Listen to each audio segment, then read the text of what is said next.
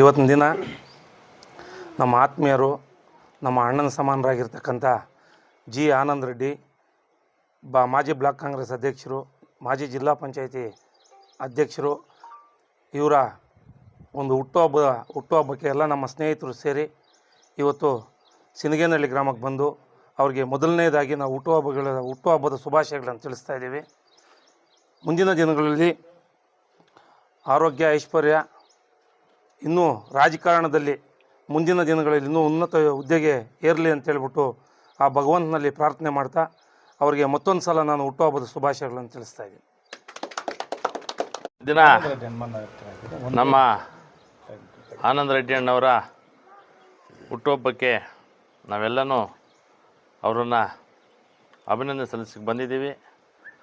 ಬಹುಶಃ ಹುಟ್ಟುಹಬ್ಬದ ಶುಭಾಶಯಗಳನ್ನು ಕೋರ್ತಾ ಅವರು ಇನ್ನೂ 100 ವರ್ಷ ಬಾಳಲಿ, ದೇವರು ಆ ಒಂದು ಅವಧಿಯನ್ನು ಇನ್ನೂ ವಿಸ್ತಾರ ಮಾಡಲಿ ಅಂತ ಈ ಸಂದರ್ಭದಲ್ಲಿ ಹೇಳ್ತಾ, ಬಹುಶಃ ಏನು ಇವತ್ತಿನ ದಿನ ಅವರನ್ನು ಏನು ಹುಟ್ಟುಹಬ್ಬಕ್ಕೆ ಬಂದಿದ್ದೀವಿ, ದೇವರೊಳಗೆ ಒಳ್ಳೇದು ಮಾಡಲಿ, ಇನ್ನೂ ಹೆಚ್ಚಿನ ರೀತಿಯಲ್ಲಿ ಆಸ್ತಿ, ಅಂತಸ್ತು, ಐಶ್ವರ್ಯ ಎಲ್ಲ ಬಂದು ಆರೋಗ್ಯ, ಮುಖ್ಯವಾಗಿ ಮತ್ತು ರಾಜಕಾರಣದಲ್ಲಿ ಒಂದು ಉನ್ನತವಾದ ಒಂದು ಸ್ಥಾನ ದೇವರು ನೀಡಲಿ ಅಂತ ಈ ಸಂದರ್ಭದಲ್ಲಿ ಹೇಳ್ತಾ, ನಾನು ಅವರು ಚೆನ್ನಾಗಿರಲಿ, ಮುಂದಿನ ದಿನಗಳಲ್ಲಿ ಒಳ್ಳೆಯ ಒಂದು ಅಧಿಕಾರಕ್ಕೆ ಬರಲಿ ಅಂತ ನಾನು ಭಾವಿಸಿ 4 ಮಾತನ್ನು ಮುಗಿಸ್ತಾ ಇದ್ದೀನಿ.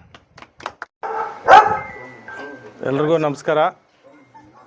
ಈ ದಿನ ನಮ್ಮ ಅಣ್ಣನಾಗಿರ್ತಕ್ಕಂಥ ಜಿ ಆನಂದ್ ರೆಡ್ಡಿ ಅವರಿಗೆ 68ನೇ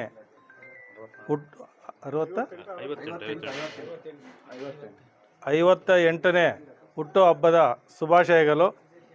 ಈ ದಿನ ಸಿನಗೇನಹಳ್ಳಿ ಗ್ರಾಮದಲ್ಲಿ ನಾವು ಎಲ್ಲ ಹಿರಿಯರು, ಜಗದೀಶಣ್ಣ, ಶಾಮೇಗೌಡರು ಎಲ್ಲ ಸೇರಿ ಇವತ್ತು ಅಣ್ಣನವರಿಗೆ ಹುಟ್ಟುಹಬ್ಬದ ಶುಭಾಶಯಗಳನ್ನು ಕೋರುತ್ತಾ ಆ ಭಗವಂತ ಅವರಿಗೆ ಒಳ್ಳೇದು ಮಾಡಲಿ, ಅವ್ರ ಕುಟುಂಬದಕ್ಕೆ ಒಳ್ಳೇದು ಮಾಡಲಿ, ಇನ್ನೂ ರಾಜಕೀಯದಲ್ಲಿ ಎಲ್ಲ ಜನಸೇವೆಯಲ್ಲಿ ಒಳ್ಳೆ ಸೇವೆ ಮಾಡಬೇಕು.